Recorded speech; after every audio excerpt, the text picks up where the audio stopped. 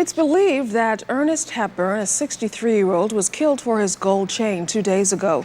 Now, the incident has, in addition to adding to the murder count, placed the gold-buying business under the microscope again.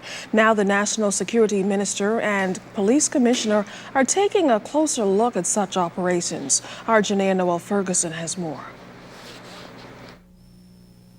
There's been public outrage against cash for gold entities like this one after the country saw an alarming spike in armed robberies. Police Commissioner Ellison Greenslade says they do have an action plan in place to stomp out this type of crime.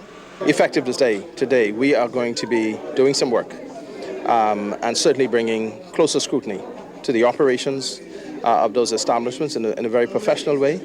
And certainly we'll be doing all we can to discourage people from committing acts like that. I know that it is ridiculous to be in a situation where you can't wear a piece of jewelry because it may cost you your life. The incident that occurred yesterday where a man lost his life as a result of someone accosting him and attempting and certainly taking his jewelry from him is something that we have no tolerance for. I mean, that's just a dastardly act that shouldn't be encouraged by anyone.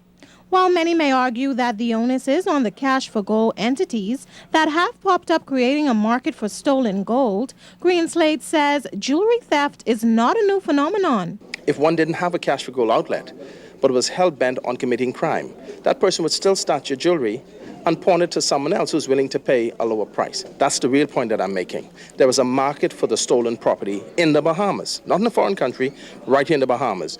And there are people who are well aware that the prices that they're paying are far too low. Further, the person you're purchasing from is not an authorized jeweler, nor a business establishment. Why would you be purchasing jewelry from such a person? Now, the Pawnbrokers and Second-Hand Dealers Act was passed and went into effect in November of last year. It requires owners and dealers to verify the identity of customers and to maintain records of all transactions. The National Security Minister says we have to ensure that the law is enforced. He sent this stern warning. To all criminals, cease and desist.